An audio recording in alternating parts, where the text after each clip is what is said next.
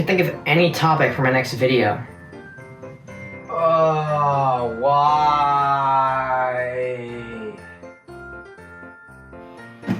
Wait. Why? White? Pokémon White! I can make a review of that! I've never played White though, and I don't really feel like playing a game for like 70 hours just to make one video. I did play White 2 though. Let's see if I have it. Dang it! I must have given it away or something. What am I gonna do? What am I gonna do, Farah? What am I gonna do?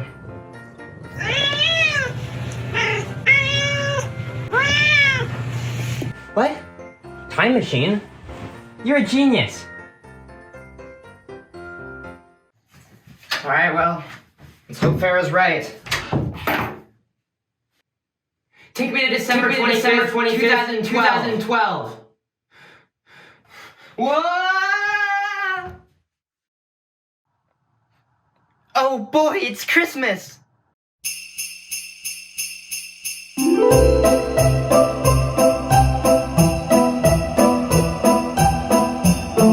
I wonder what I got this year. Oh boy, oh boy, oh boy, oh boy, oh boy, oh boy, oh boy, oh boy, oh boy, oh boy, oh boy, oh boy, oh boy, oh boy, oh boy.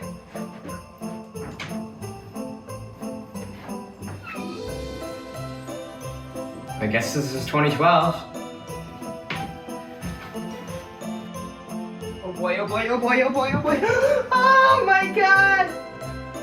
A Wii U? Pokémon White 2? 2 copies of New Super Mario Bros. 2 so I can sell one? We hope you enjoy, son. Now we're gonna go make some breakfast. Guys, this is the best Christmas ever. I wonder what I should start with. The Wii U is amazing. I bet it's gonna be Nintendo's biggest success yet. I mean, you can play on the go and at home? That's insane. But I guess I should wait for it to get set up, you know, it's probably gonna take a while. I want something I can jump into right away. There is these, but, you know, I've already played it on DS and Wii, so I kinda already know what it meant for. I guess I'll start with Pokémon White 2. I mean, I've never played a Pokemon game before, so let's see what it is.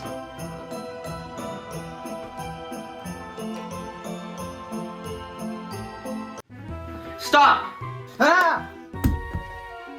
Don't play that game. What? Why? I want to play Pokemon for the first time. You think it's just okay. What? Okay, you convinced me. I won't play it. I'll take it for safety purposes. Bye! In 2020 there's gonna be a mass pandemic! Well, I guess I still have these. I still have this. Well, guess I can get started. Hello everybody, I'm Oliver and welcome back to the Daintii channel. I hope you're all having a wonderful holiday season. I know I am. December is definitely my favorite time of year. Everything leading up to Christmas and following it is just so magical to me. The music, the decorations, everything. But enough about me. I know why you're really here. You want to see what I thought about Pokémon White 2. So let's not have you waiting any longer. Roll the intro.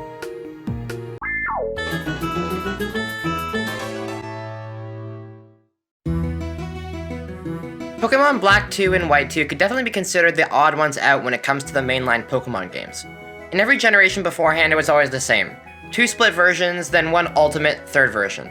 But for the first time in the series' history, not only did we get 2 additional versions, but they were direct sequels, taking place after the events of the original Black and White games. Black and White 2 ended up launching in October of 2012 here in North America for the DS, which I always found really weird. See, this was well over a year after the 3DS released, and Pokemon was still over here making a game for the predecessor. I mean, yeah, these games ran on the same engine as Black and White, which did release for the DS, but would it really have been that hard to port it to the 3DS? I'm not a game developer, so I don't know, but they could have even just put the ROM into a 3DS cartridge and called it a day. Something similar happened in 2017 when a lot of people thought Pokemon Sun and Moon would be getting a third version on the Switch in HD, but instead they released Ultra Sun and Ultra Moon on the 3DS. Would have been cool, but what can you do? Anyways, before I actually start critiquing this game, I'll preface this by saying I haven't played the original Black or White. I do own White, but I decided to play White 2 as my Gen 5 game just because I thought it would be better since it was newer after all. I understand that might have impacted my view of the game since the story is a direct sequel, but I think the game does a pretty good job of telling you what you missed if you didn't start with either Black or White. Alright, anyway, let's just jump into it. As with all my reviews, I'll start with the presentation. To me, these games actually look really cool. I'm a big fan of the combination of 2D sprites for characters and objects and 3D models for buildings in the environment. I know this was done in Generation 4, but it's here to an even greater degree in Gen 5. Often the camera will actually switch angles and zoom in or out, which doesn't sound like anything now, but it was a first for the series at the time. I will say it looks a bit strange to have the sprites facing one of 4 directions while the camera is angled in a different way, but for the most part, I think it was a really great creative decision that the game takes full advantage of, with massive areas like the Marine Tube or bridges giving you a sense of scale. The whole region was based on New York, which I think is really cool. The large, bustling cities really help bring the region to life. It's definitely one of the most unique regions in the series in my opinion. As for the actual sprites themselves, since they'd been doing them for so long, at this point Game Freak were masters at making the battle sprites, and Gen 5 changed things up by having Pokemon constantly move throughout the battle, rather than having a single animation play when they hop in and then staying still. Once again, another decision that makes the game more lively overall. However, I will say that the movement does make some Pokemon look kind of awkward. Since they were working with limited pixels, the jagged edges can make some of the long and thin parts of Pokemon look weirdly static. As for the music, it really didn't do anything for me. Oftentimes there are tracks in Pokemon games that I'll go back to listen to consistently, but I didn't really find anything like that in this game. Even the battle themes weren't that memorable. The Team Plasma Grunt battle theme was pretty good, and I like the Latin theming of the Lentimus Town theme, but that's about it. It's very much your garden variety Pokemon music. If Gen 5 of Pokemon can say one thing, it's that they introduced the largest amount of Pokemon out of every generation. I'm pretty sure the original Black and White only let you catch new Gen 5 Pokemon up until the post-game, which I think is a neat idea. I usually try to have mostly new Pokemon from the generation on my playthrough teams, so I probably would have really appreciated that. Of course, I played White 2, where past-gen Pokemon are plentiful during the story. It wasn't something that actively annoyed me though, since literally every other Pokemon game is like that except Gen 1. And I did manage to fill most of my team with new Pokemon in the end. Since there are so many new Pokemon, there are some great additions, and some duds.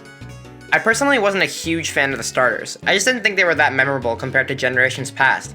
Same with the legendaries, to be honest. I mean, when was the last time you heard someone say their favorite legendary was Cobalion or Kyurem? Zekrom is pretty decent, and that's about it. And as for in between, like I said, there are some cool Pokemon that get introduced, but there are a lot of forgettable ones too. In the past, when I was playing through Gen 6 to 8, whenever I found a random Pokemon I didn't care much about, most of the time, it was from Gen 5. And I'm not talking about the often cited Pokemon people talk about, like Garbodor or Vanilluxe. I actually like those guys. I'm talking about Pokemon like Whimsicott, Chinchino, Klinklang. Sorry if any of those is your favorite Pokemon or something, but they're just so forgettable in my opinion. Now, there are a lot of people out there who think the Unova games were the peak of Pokemon. And often when you ask them why, they'll cite the story as being one of the best in the series. And credit where credit is due, it's definitely not one of the worst stories in the series. But at the same time, I wasn't wowed by it. I'd say it was about on par with the story in Sword and Shield or Platinum. I do really like Team Plasma, and the story of N and Ghetsis splitting them apart in these games is pretty cool compared to most other evil teams, but the climax wasn't really that interesting, and you don't ever even get to see Ghetsis until right at the end, compared to the original Black and White, where he's introduced as the villain immediately.